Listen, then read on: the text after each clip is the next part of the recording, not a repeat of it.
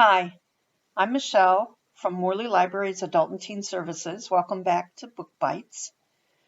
Our book this time is called Leave the World Behind.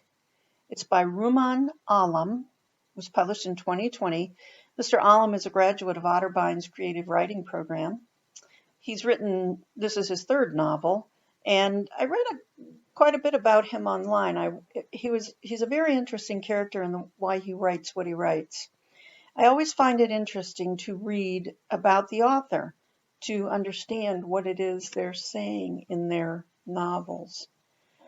Well, this novel should be a horror story.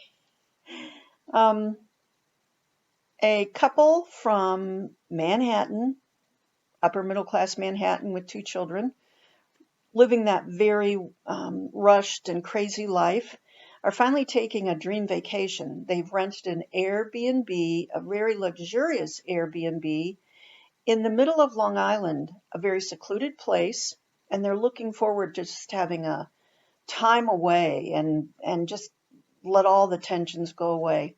There are the usual family dynamics in a family of four: mom, dad, a son, and a daughter, the kids are in their teenage years, and that's a very trying car ride from Manhattan to Long Island and into this very secluded area.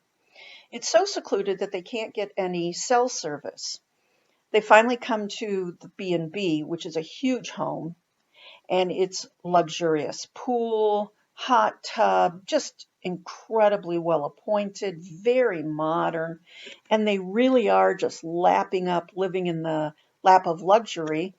They're eating foods they don't usually eat, and mom and dad are drinking a lot because they don't have to go anywhere, and the kids are playing in the pool and out in the woods that's near there. And during the day, at some point, they hear this tremendous boom, and it nearly knocks them over. Everybody's like, what was that? What was that? But no one knows. They can't get cell service, they can't get Wi-Fi, TV, phone, nothing's working.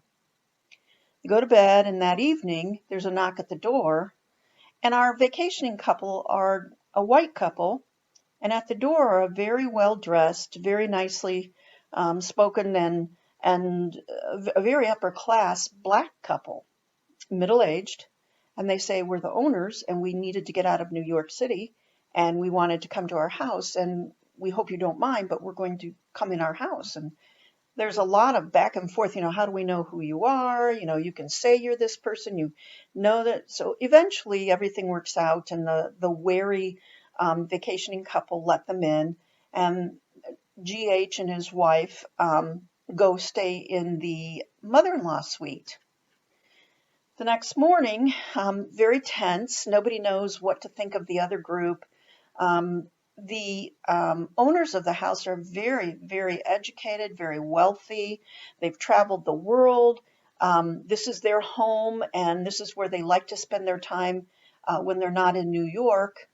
The vacationing couple, this was just sort of a fantasy vacation for them, but they're still uncomfortable, and everybody starts to confront their own feelings about the other couples. Not a lot of trust going on at first. Eventually, everybody starts to settle into a pattern, but they're still worried because there's no cell service, there's no TV, there's no Wi-Fi service, nothing's working. And in the middle of the day, again, they hear this tremendous, tremendous noise and can't figure out what it is and cannot find out what it is. There's nowhere to go, really. All the owners know is that they had to get out of the city because there was no electricity, nothing was working, and so they made their escape. What the two couples don't know is that there's been a global crisis. And throughout this whole time, when they're flipping burgers on the grill or people are dying all over the world, and yet they don't know. And the scary part of this, the horror part, is they don't know what to do because they don't know what's happening. We are so saturated with information that we just call it up on our phone or watch it on TV or call someone. But if you couldn't find out what was happening, you had no way of knowing, and you were in the middle of nowhere, and you only know that there's a crisis of some kind, how do you prepare? What do you do? It's a very interesting story, and I hope you read it and think about, what do I really know about how to survive, and what do I really know about myself? It was a great exploration of what these characters knew or thought they knew about themselves. I hope you read the book. It was fun to read. It scared me. I'm not scared anymore, but I did like it, and I hope you do too. Thanks for joining me, and I'll see you next month on Book Bites.